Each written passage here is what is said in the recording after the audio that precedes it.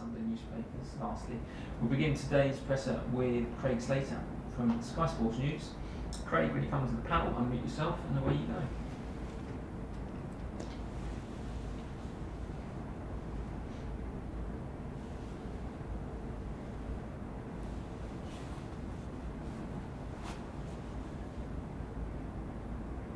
Hopefully you can hear and see me there. Good afternoon, Craig Slater, Sky Sports News here. A couple of days off for the squad, as I gather. How have they come back to you? A bit more refreshed, and can you update us on the injury and illness front? And maybe looking just a little bit further ahead, Thomas. Reece James posted a picture of himself in his boots this week. Have you got a clearer time frame for him coming back? Well, we have a time frame, but we will not make it public because otherwise we will just get asked about the time frame. He is back on the pitch, is the good news, but he is in individual training, so far away from being part of the squad on Sunday's game. Trevor Chalobah is back in team training, but also way too early to play the game on Sunday on this kind of level. So actually nobody's coming back. It's the same squad. We decided to give 2 days off to deconnect a little bit, but the 2 days alone will not solve everything. It was good to have, and after the Tottenham game, we have the chance to give the majority of the players another days off because we simply need it. But for Sunday, the 2 days alone are not the solution. We have to make sure that we are in a different mindset, in a different attitude, and in top shape because we have a big match coming on Sunday. Yes. Can you quantify how big a match? I mean, it's interesting. I mean, they've played 4 games fewer than you have, which is something in itself. But in terms of maybe getting your momentum going and blunting the recent momentum they've had, how big a game is this? It's a big game because, of course, we can do our mathematics, but it's strange to look at the fixture and see teams competing for the same area of the table and having 4 games less. So this can lead you to a wrong impression that you're comfortably ahead, which you are not. So we have to make sure that this stays like this, and the best chance is to win direct competitions against direct opponents. It's a London derby. It's a big rivalry. We know this, and then we play them now 3 times. The third time in a very short period of time. So I think they know what we do. We know what they do, and things are clear. We managed to win to beat them twice, and we will do everything to beat them a third time. Yeah, Romelu, I think, has had some strong performances against Tottenham in all 3 games, albeit he hasn't scored. Are you thinking he's maybe been unfairly spotlighted when results haven't come your way? Maybe just because of his price tag, because of the reputation he has? Yeah, that's it. Welcome to reality. That's it. I mean, we are in the spotlight and we are judged, all of us, and that's daily business. And it's like this. If you are the decisive player, or if things go very well, people talk about you, and if not, the same people talk about you. This is part of the business, like it or not, and and nothing more to say. Okay, last one from me then. Transfer-wise, I see you've been linked with a number of Barcelona players. I mean, one thing, you have worked with Ousmane Dembele before. I'm sure you won't signal any interest in him. I just wondered, do you have sympathy with the situation he's in at the moment? And is he the kind of player that could make a real impact in the Premier League? He is a very good player, and he's in his top level. And I'm very fortunate to have trained him in my time at Dortmund. It was only 1 year, should have been longer. But I needed to leave, and he decided to leave. From there, we are not in closest contact. We met here and there because of his duties for the French national team, and of course I was in Paris, so this was more or less when they were preparing for national duties. It's very close to Paris, so this is where we met or exchanged some messages. But he is in a situation. I have absolutely no idea why he is in that situation. I have no idea what the situation in detail is. So is I know how I feel about it when it's about my players. So it's better not to talk. Okay, thanks, Greg. We'll go to John Southall, 5 Live.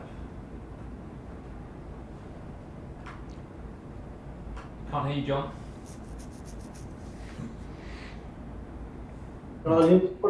Yeah, got you now. Just one other team news question. Andreas Christensen, is he ready to play? No, he's not with the team yet. Right, okay. Do you know how long that might be? We hope he is back in training next week. Okay. Antonio Conte has said on a number of occasions that he thinks Chelsea are on a different level to Tottenham at the moment. Do you think that's a fair comment?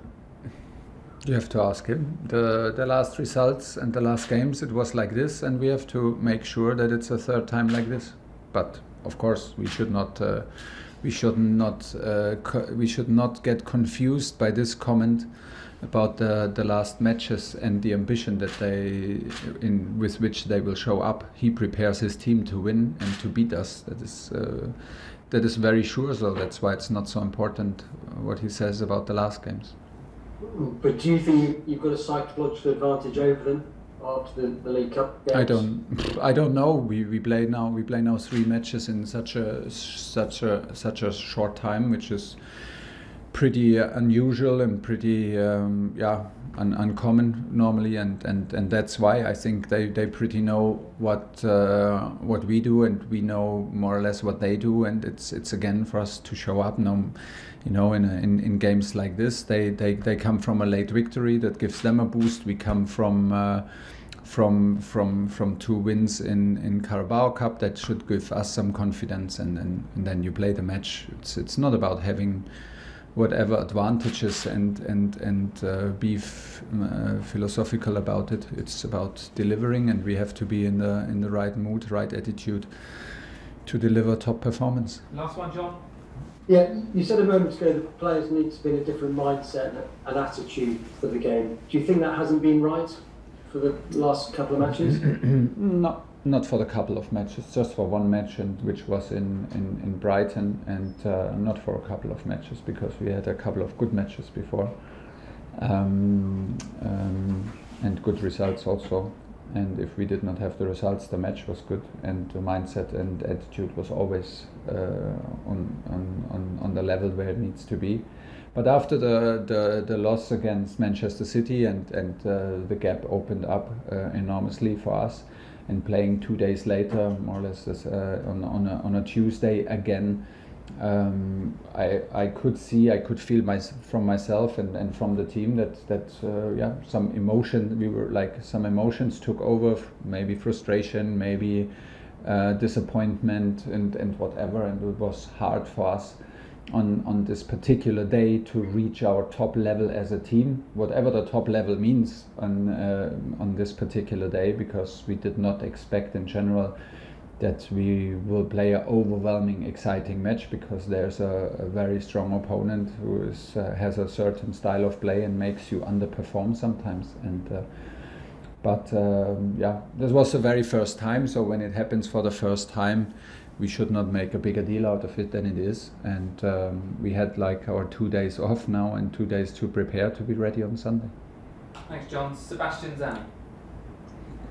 Good afternoon, Thomas. Hi. Just a quick question on Lukaku's last 2 games. He touched 20 balls against City, 18 times against Brighton. Only 3 shots in those 2 games. At the start of the season, everyone was saying that he was completing the puzzle. It seems more difficult now. How do you explain this? Is it the confidence? Is it the system? How would you explain this? It's I don't know if I can explain it. It's very rarely in football that you have like a situation or like a problem, and it's a one thing solution. It's always a mix of a lot of influences. He was already more involved. In the moment he struggles, there are reasons for it. We already discussed them. And that's the way it is. I mean, he's not the only one on which we rely on to win games. So there's nothing special to it. Sorry, just a question. You're quite distanced with Manchester City now, of course, who are quite far ahead of you. Is there a moment as a manager when you've got things like the FA Cup, the League Cup, and also the Champions League, of course, is there a moment as a manager when you have to make the decision that with the COVID environment, the injuries, you have to prioritise a competition over the others in terms of the chances you still have? No. Because we want to, no, because if you play, if you work for Chelsea, you give your very best on a daily basis, and that guarantees you that you have that you come in the right shape, right attitude, right mentality to games. And the moment where you start judging, when you start prioritizing, is the moment where you lose track from what brings us to be part of Chelsea. Being part of Chelsea is being competitive in every single day, and come with the right mindset, come with the right attitude, and this is what we do. And the next game is always the most important. Everything has huge influence, and with me, we will never start prioritizing. We will never start judging importance of games. We will select teams, and we will make sure that the process and the atmosphere is right on a daily basis, that we can increase the chances to win games, and this is what we do. Last question in the broadcast, Declan McCarthy.